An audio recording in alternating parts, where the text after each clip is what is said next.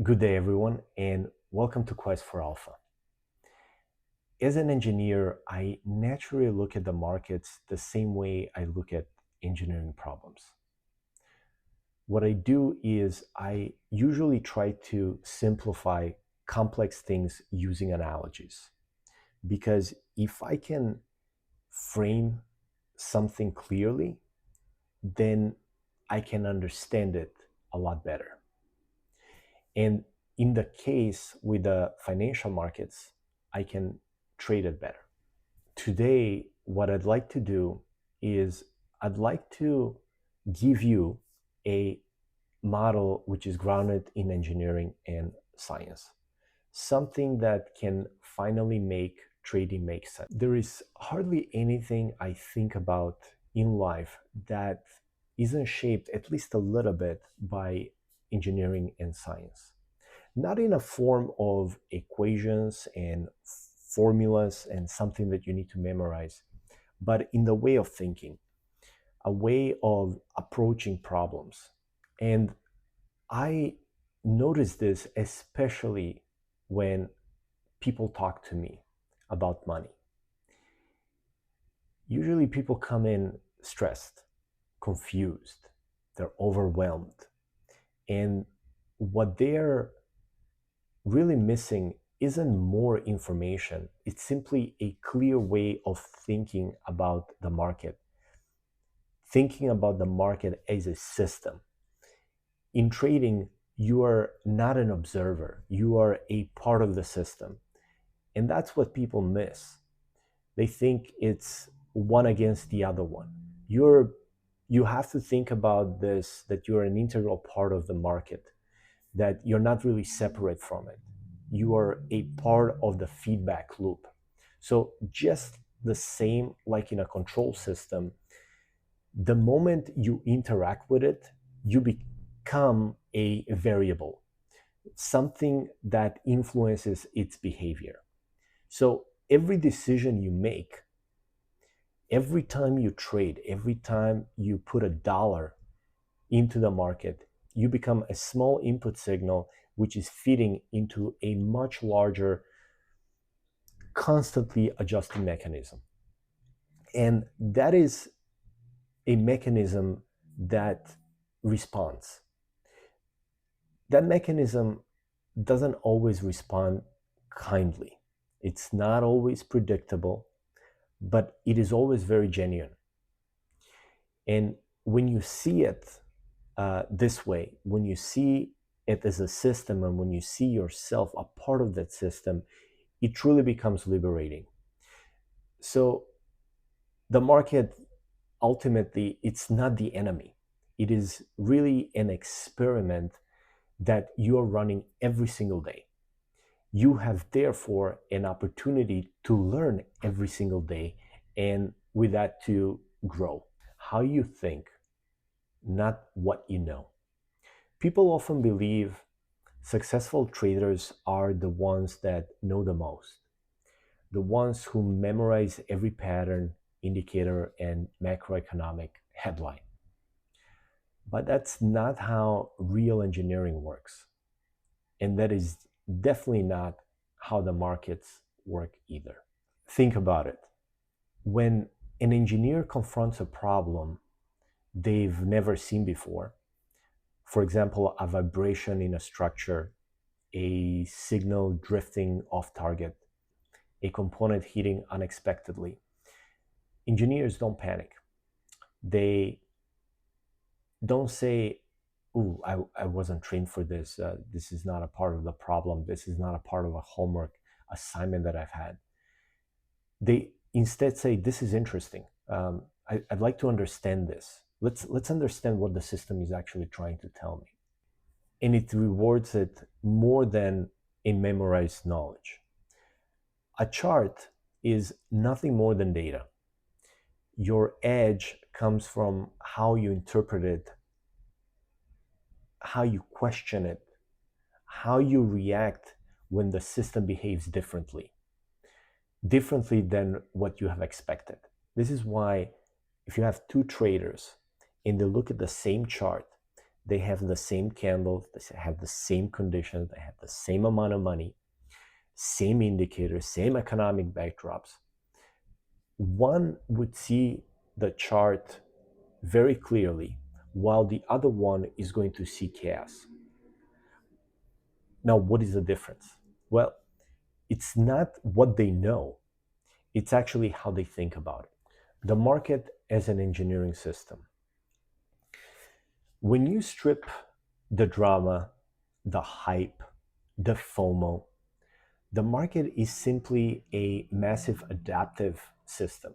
It is a complex machine, a mechanism where every dollar is a signal. Emotions are noise, like heat corrupting a sensor. Volatility is like a mechanical instability, something like a structure that is shaking when forces aren't balanced. Supply and demand are opposite forces. When one side pushes, the entire system shifts in that direction. And confidence is like inertia. Once the momentum starts building, it attracts participants who follow the direction. You start to see that price isn't magic. It actually follows messy rules, but they're rules nonetheless. So when the volatility spikes, that is not chaos. That's the system ringing. It's ringing like a resonance, like when a bridge is trembling at its natural frequency. When the price consolidate, that is not boring. That is really the system storing potential energy. So, and when the markets crash, that's not really the worth. That's not really the world ending. That is redistribution. It's just like energy moving from one state to another. And when the dust settles, the market doesn't disappear. It resets. It recalibrates. It is just like any stable engineering system. The two filters, a scientific approach to trading. You've heard me talk about the two filters. People think they're just rules, but they're not rules. They're really constraints of my trading system. It is the same way an engineer narrows down a design concept in order to increase its probability of success. Filter number one is to only trade in an established uptrend. And I want you to think of the trend as a directional bias in physics. You have a large force that's already pushing upwards. So every trade you place aligns with that energy that's already in motion. Why fight gravity? You want to work with it. And when the market pulls back, that is not a weakness. That is like storing this potential energy. It's almost like compressing a spring. And when the spring releases, you want to be on the right side of it. Filter two is to only enter when the institutions leave a footprint in the forms of supply and demand zones. And I talk about this in some of the other videos I have. Big players behave like mass that creates a gravitational pull. When the institutions buy heavily, price is drawn back to that region in the future. And it's not mystical. It's not a hidden knowledge, really. It's simply the mechanics of large capital, which is interacting with limited liquidity. So where they buy, the price stabilizes, and that leaves a footprint in the market. So orders are accumulated here, and then at some point the prices starts to soar. Where they sell, prices sometimes can immediately drop, and sometimes they will take their time to unload some of the orders. So price therefore can consolidate as well for some period of time. What I'm trying to say here is that you're not trying to predict the future. What you're doing is you're testing the pressure points. You're testing the pressure points of the system where you believe it's going to respond the most.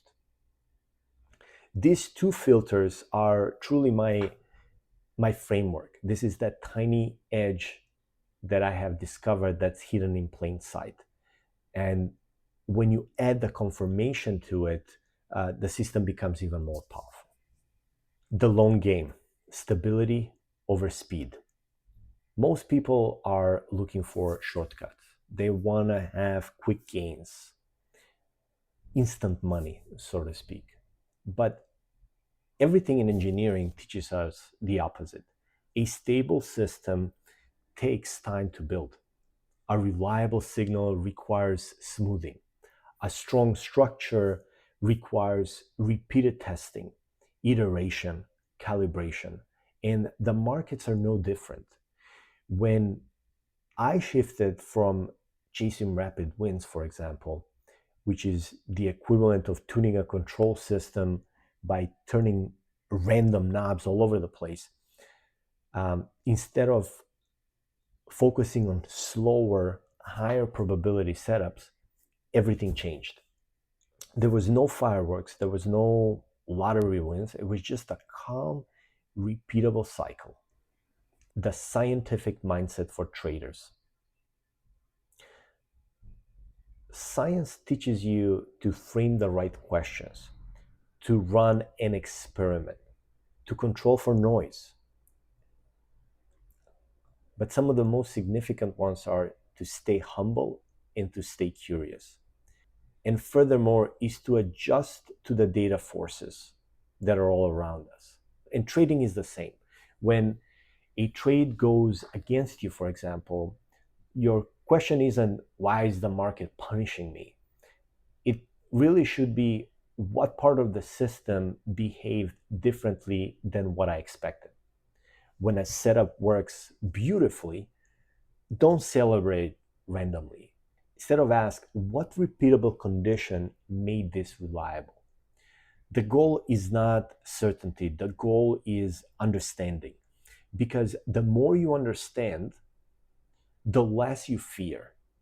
And the less you fear, the better trader you're going to be. You are a part of the system. Here's the part that most people forget. You're not separate from the financial markets. You are a contributor to them. Your discipline affects the results. Your thinking shapes your edge. Your mindset influences your decisions. And your decisions echo through the system. They're small, but they're real.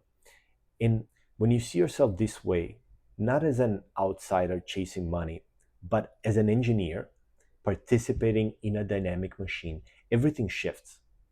You sit up a little straighter, you breathe a little easier, and you learn to stop guessing and you start to observe.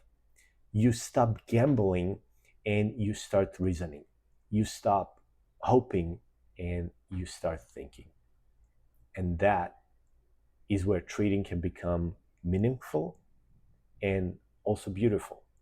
Not because you make money, though that's also a significant and certainly an amazing part about trading, but it's because you grow into someone who thinks clearly, who thinks in uncertainties, someone whose mind is calibrated, someone who understands complexity without being intimidated by it, and someone who uses engineering principles to navigate a financial universe which is built on uncertainties. In closing, when you leave this video, I don't want you to memorize any of this that I said. My hope is that you can start to become curious, to become restless, to be aware that the market is not simply chaos, and instead it is a system waiting to be understood. You don't need 12-hour days. You don't need a Wall Street background. You don't need any secret indicators. What you really need is a mindset of a scientist. Question everything, respect the system, observe first, and then act second. And let the data, not the ego, shape you. I also want you to consider to think in probabilities, not in certainties. And if you do that, I strongly believe that you will be ahead of 90% of the traders out there. And it's not because of what you know, but because of how you think. I'm Quest for Alpha, and I'll see you in the next video.